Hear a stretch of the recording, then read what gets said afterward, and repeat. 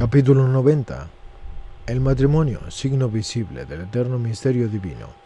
Al analizar los respectivos componentes de la carta a los Efesios, constatamos en el capítulo anterior que la relación recíproca entre los cónyuges como marido y mujer, los cristianos la entienden a la imagen de la relación entre Cristo y la Iglesia.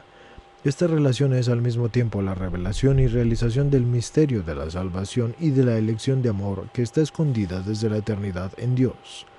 En esta revelación y realización, el misterio de la salvación comprende el rasgo particular del amor nupcial en la relación de Cristo con la Iglesia y por esto se puede expresar de la manera más adecuada, recurriendo a la analogía de la relación que hay y que debe haber entre marido y mujer dentro del matrimonio. Esta analogía esclarece el misterio, al menos hasta cierto punto, y más aún, parece que según el autor de la carta de los Efesios, esta analogía es complementaria de la del cuerpo místico, y esto está en Efesios 1, 22 y 23.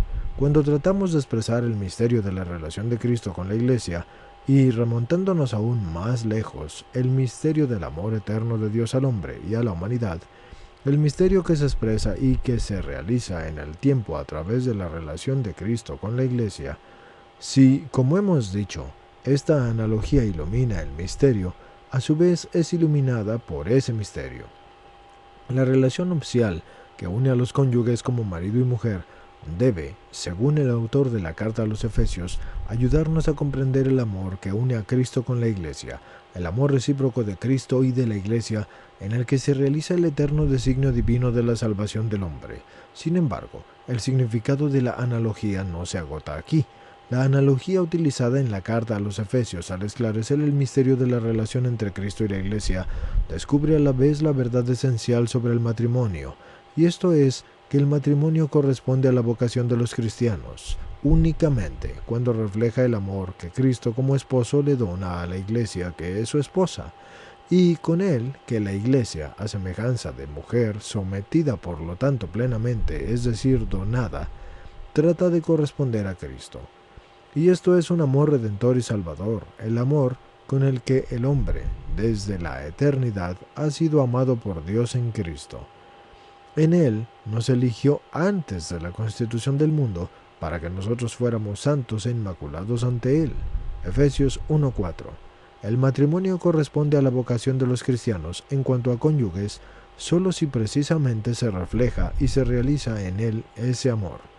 Esto aparecerá claro si tratamos de leer de nuevo la analogía paulina en dirección inversa, es decir, partiendo de la relación de Cristo con la Iglesia y dirigiéndonos luego a la relación del marido y de la mujer en el matrimonio.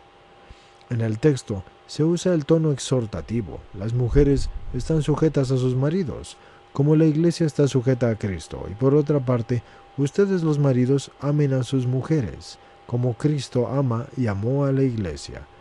Estas expresiones demuestran que se trata de una obligación moral. Sin embargo, para poder recomendar esta obligación, es necesario admitir que en la esencia misma del matrimonio se encierra una partícula del mismo misterio.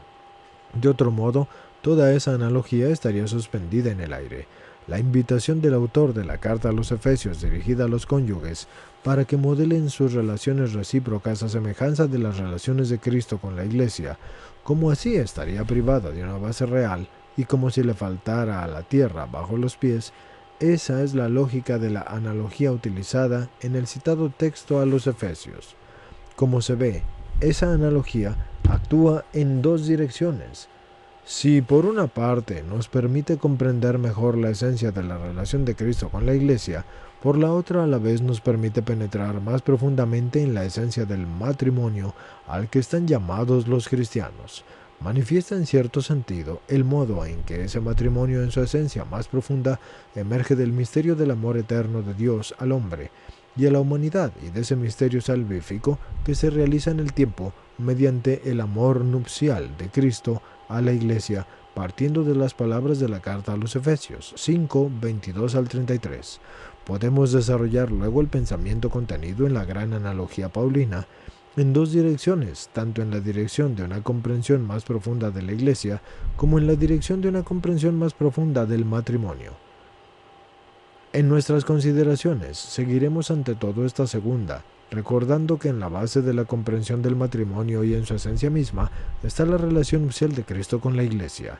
Esta relación se analiza más detalladamente, aún para poder establecer, suponiendo la analogía con el matrimonio, como éste se convierte así en el signo visible del eterno misterio divino a imagen de la Iglesia unida con Cristo. Y de este modo la carta a los Efesios nos lleva a las bases mismas de la sacramentalidad del matrimonio. Comencemos pues un análisis detallado del texto cuando leemos en la carta a los Efesios que el marido es la cabeza de la mujer, así como Cristo es la cabeza de la Iglesia y salvador de su cuerpo. 5:23. Podemos suponer que el autor, que ha aclarado ya antes que la sumisión de la mujer al marido como cabeza, se entiende como una sumisión recíproca en el temor de Cristo, se remonta al concepto arraigado en la mentalidad del tiempo para expresar ante todo la verdad acerca de la relación de Cristo con la Iglesia, y esto es que Cristo es la cabeza de la Iglesia, es la cabeza como salvador de su cuerpo. Precisamente la Iglesia es ese cuerpo que, estando sometido en todo a Cristo como su cabeza, recibe de él todo aquello por lo que viene a ser, y es su cuerpo, es decir, la plenitud de la salvación como el don de Cristo, el cual se ha entregado a sí mismo por ella hasta el fin. La entrega de Cristo al Padre por medio de la obediencia hasta la muerte de cruz adquiere aquí un sentido estrictamente eclesiológico. Cristo amó a la Iglesia y se entregó por ella, Efesios 5:25. A través de una donación total por amor, ha formado a la Iglesia como su cuerpo y continuamente la edifica, convirtiéndose en su cabeza. Como cabeza es salvador de su cuerpo, y a la vez como salvador es cabeza. Y como cabeza y salvador de la Iglesia es también esposo de su esposa. La Iglesia es ella misma en tanto y en cuanto como cuerpo recibe de Cristo su cabeza. Todo el don de la salvación como fruto del amor de Cristo y de su entrega por la Iglesia, fruto de la entrega de Cristo hasta el fin. Ese don de sí al Padre, por medio de la obediencia hasta la muerte, Filipenses 2:8.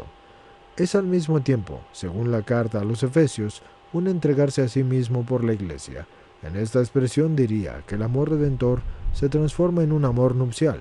Cristo, al entregarse a sí mismo por la Iglesia con el mismo acto redentor, se ha unido de una vez para siempre con ella, como el esposo con la esposa, o como el marido con la mujer, entregándose a través de todo lo que de una vez para siempre está incluido en ese su darse a sí mismo por la Iglesia.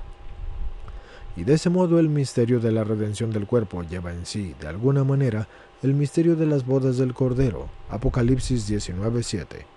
Puesto que Cristo es cabeza del cuerpo, todo el don salvífico de la redención penetra a la Iglesia como al cuerpo de esa cabeza y forma continuamente la más profunda y esencial sustancia de su vida, y la forma de manera nupcial, ya que en el texto citado, la analogía del cuerpo cabeza pasa a la analogía como esposo y esposa, o mejor, de marido y mujer, y lo demuestran los pasajes sucesivos del texto a los que nos conviene pasar más adelante.